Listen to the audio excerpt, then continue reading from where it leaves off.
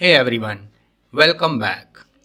आज हम पढ़ेंगे कि आउटपुट और आउटकम के दरमियान में क्या फ़र्क होता है। डेली लाइफ में ये दोनों टर्म्स जो हैं कंफ्यूजिंग भी होती हैं, एक दूसरे के साथ मिक्सअप हो जाती हैं।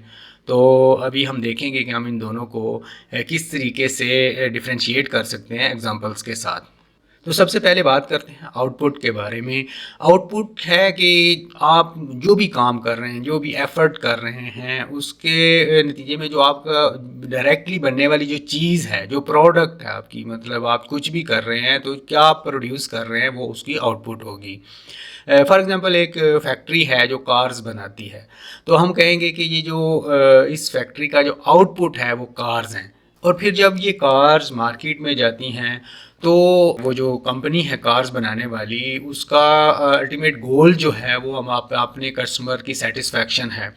तो हम कहेंगे कि जो उसकी आउटपुट थी वो कार्स थी, और जो उसके कस्टमर्स की सेटिस्फेक्शन होगी वो उसकी आउटकम कहलाएगी।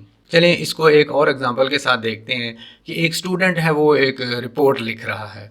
तो ये जो उसका रिपोर्ट लिखना है, ये जो वो काम कर रहा है, डायरेक्टली जो रिपोर्ट बनेगी वो उसकी आउटपुट कहलाएगी। लेकिन उसी रिपोर्ट का जो उसको फ़ायदा होगा, जो उसको नॉलेज गेन होगा उससे, या कल को वो किसी एग्ज़ाम में या किसी जगह पर भी वो जब वो यूज़ होगी, तो वो जो उसका अल्टीमेट गोल था उस रिपोर्ट को लिखने का, वो उसकी आउटकम कहलाएगी।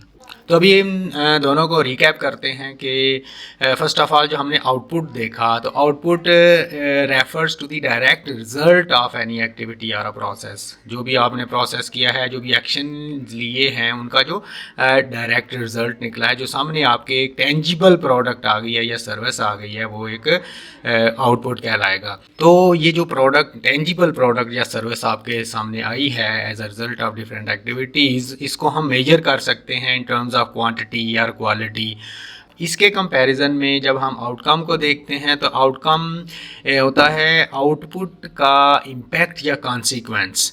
मतलब ये एक लॉन्ग टर्म गोल होगा, कुछ स्पेसिफिक ऑब्जेक्टिव होगा जो आपने उस आउटपुट से लेना है। जैसा कि आपने कार बनाई थी, तो कार जब एज एन आउटपुट यूज़र के पास जाएगी, कस्टमर के पास जाएगी, तो जो कस्टमर की जो सेटिस्फेक्शन का लेवल है वो उसकी आउटकम है, आउटकम कहलाएगी। तो इन दोनों टर्म्स को याद रखने के लिए आप व्हाट और वाई के दो अल्फाज याद रख लें कि जब आपने समझना हो कि ये आउटपुट है या आउटकम है, तो आप व्हाट लगाएं कि व्हाट इज़ बीइंग प्रोड्यूस्ड। तो जो आपके सामने चीज़ आ रही है वो उसकी आउटपुट होगी। और इसी तरीके से जब हम वर्ड लगाएं वाई, तो जो आपने काम किया उसका वाई के वर्ड से जब याद करेंगे तो देखेंगे कि ये काम क्यों हुआ, इसके पीछे मकसद क्या था, तो why the product was produced. तो दोस्तों, अगर आपको ये वीडियो पसंद आई हो तो इसको लाइक कीजिएगा और चैनल को सब्सक्राइब करें ताकि हम इस तरह की और वीडियोज़ आपके सामने लेकर आते रहें। Thank you for watching.